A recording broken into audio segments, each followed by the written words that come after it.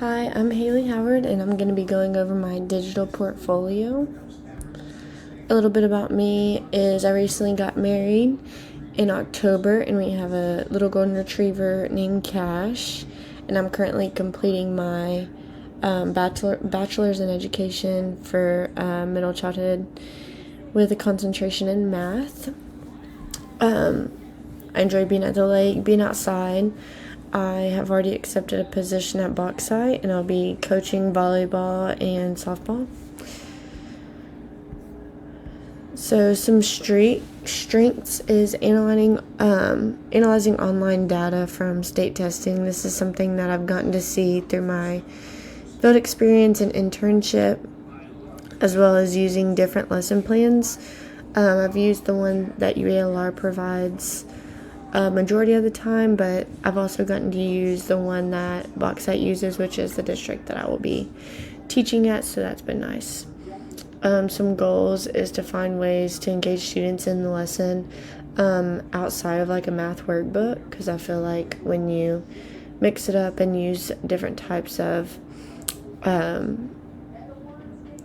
technology and stuff, then it engages them into the lesson a bit more, and just resources in general that align with like state standards and stuff for math.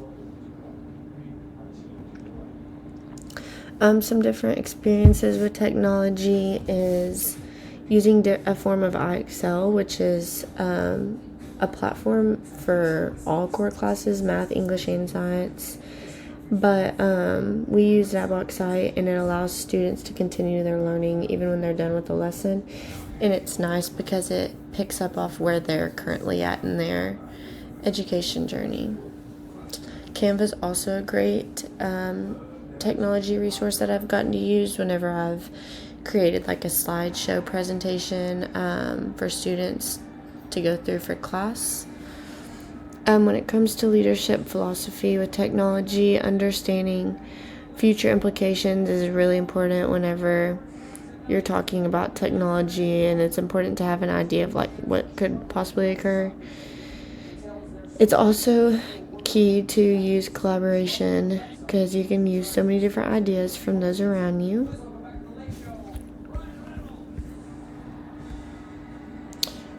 Even though my technology has always lacked when it comes to branching out and exploring resources, through the last 2 years, I feel like I've really grown within technology, being in the classroom and seeing what my mentor teachers and stuff use. So that's been really helpful, that have given me some tools that I can take into my classroom.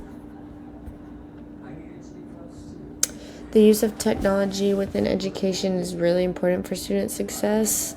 It allows them to use different platforms that helps you to engage them into your lesson plan, and one of those platforms that I use a lot for the actual lesson is Desmos, and it is cool because it takes math into like real world scenarios, so it allows students to understand why you need to learn what you're learning.